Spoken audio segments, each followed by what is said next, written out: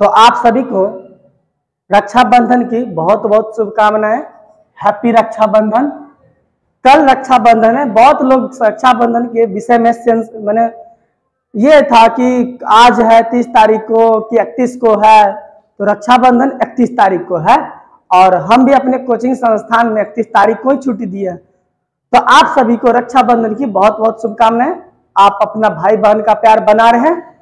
चलिए, ये जो सेशन है क्लास 10th के लिए मिशन 2024, क्लास 10th के लिए जो लाए हैं मिशन 2024 बिहार बोर्ड 2024 में जो 10th में अभी है उन बच्चा का एग्जाम होगा, उसके लिए ये सेशन है।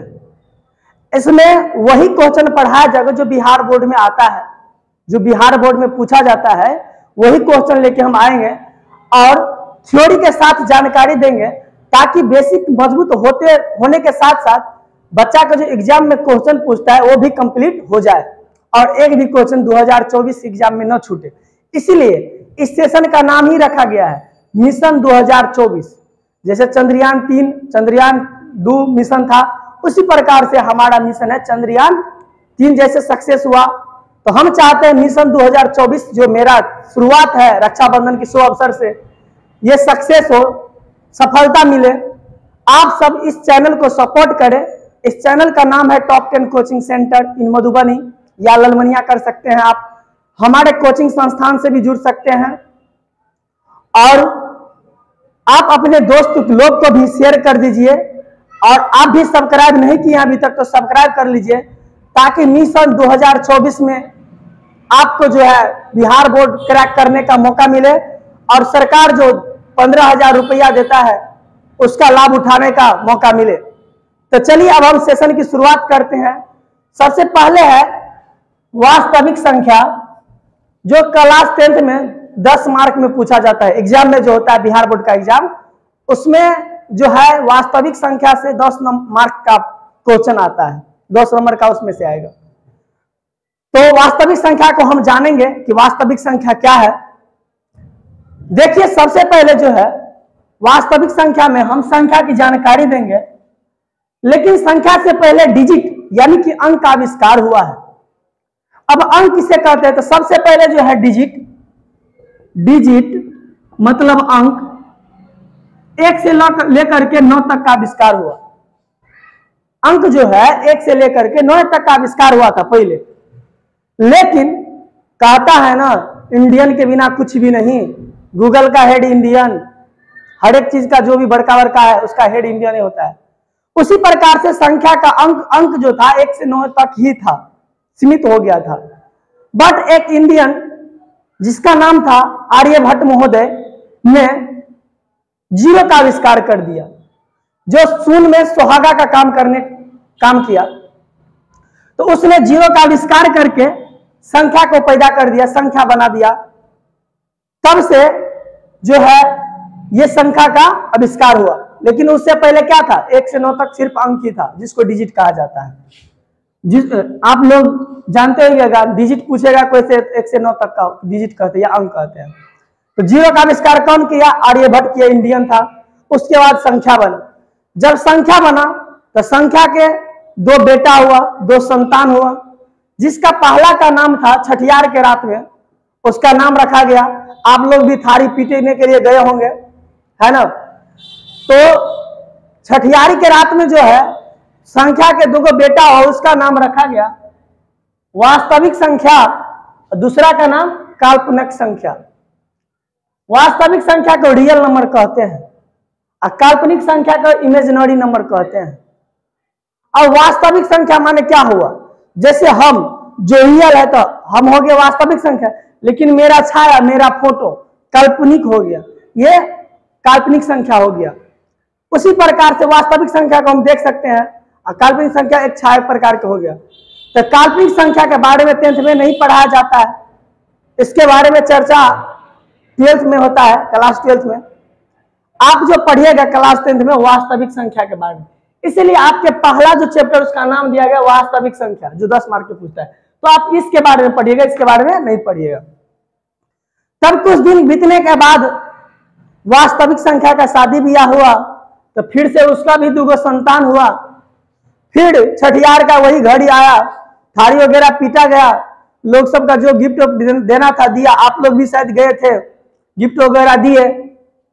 तो उसमें जो गिफ्ट दिया गया, उसके बाद छठियार के हाथ में किसके बेटे का नाम, वास्तविक संख्या का बेटा का नाम रखा गया। तो पहला का नाम था परिमेय संख्या रखा गया, पहला का नाम परिमेय संख्या, किसका बेटा, तो वास्तविक संख्या का। पहला का नाम परिमेय संख्या रखा गया, दूसर का जो नाम था अपरिमेय संख्या रखा गया। अब परिमेय संख्या रखा गया तो इसका कुछ पहचान होना चाहिए, कैसे इसका नाम परिमेय संख्या रहे।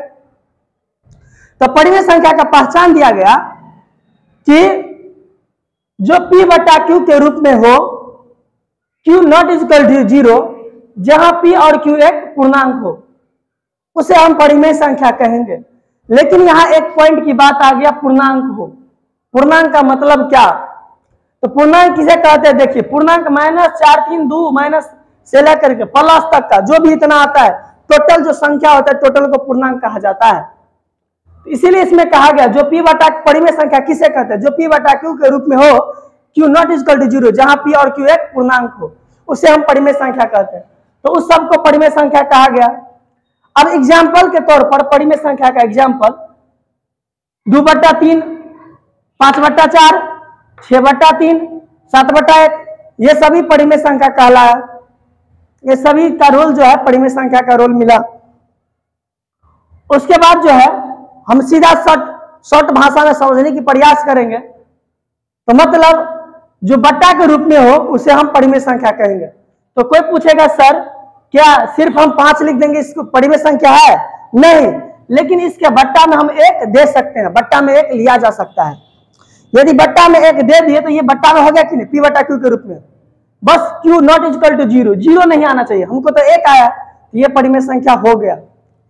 तो कोई संख्या ऐसे भी रहेगा तो इसको हम परिमेय संख्या बना सकते हैं बट्टा में 1 दे करके, तब ये भी क्या बन जाएगा, परिमेय संख्या।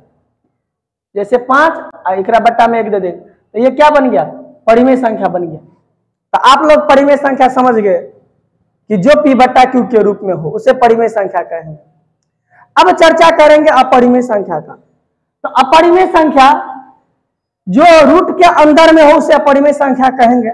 जैसे √3, √5, √6, √7, ये सभी का सारा क्या है, तो अपरिमेय संख्या है।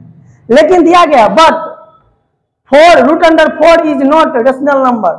रेशनल माने अपरिमेय संख्या, नहीं है, नॉट माने नहीं है। तो √4 क्यों नहीं है अपरिमेय संख्या, क्योंकि √4 जो है रूट में से निकल जाएगा, क्योंकि इसका जोड़ा लगता है, 4 का जोड़ा 2 दूना 4, तो निकल गया कि नहीं, तो 4 का वर्गमूल क्या हो गया, 2। तो जो रूट में से निकल जाएगा वो अपरिमेय संख्या नहीं होगा। तो क्या होगा, उसको हम परिमेय संख्या बना सकते हैं।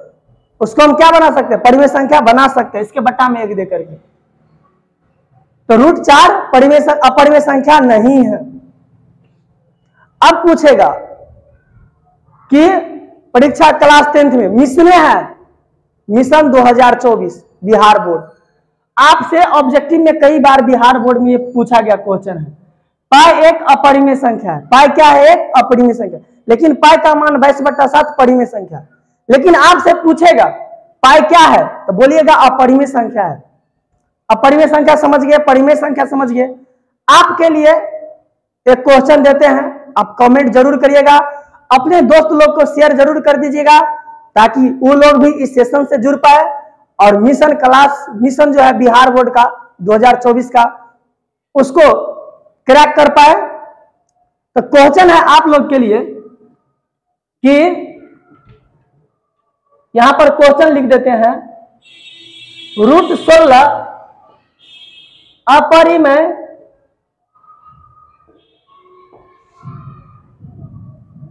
संख्या है।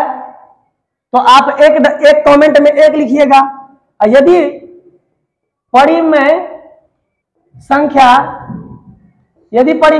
है तो कमेंट में आप 2 लिखिएगा। समझ गए, √16 यदि अपरिमेय संख्या है तो कमेंट में 1 लिखिएगा, परिमेय संख्या है तो कमेंट में 2 लिखिएगा। बाद बाकी हम समझा दिए थे, 4 को इशारे को सब समझा दिए। आपको किसी प्रकार की त्रुटि हुआ तो कमेंट करिए और हमारे सेशन से जुड़िए। धन्यवाद।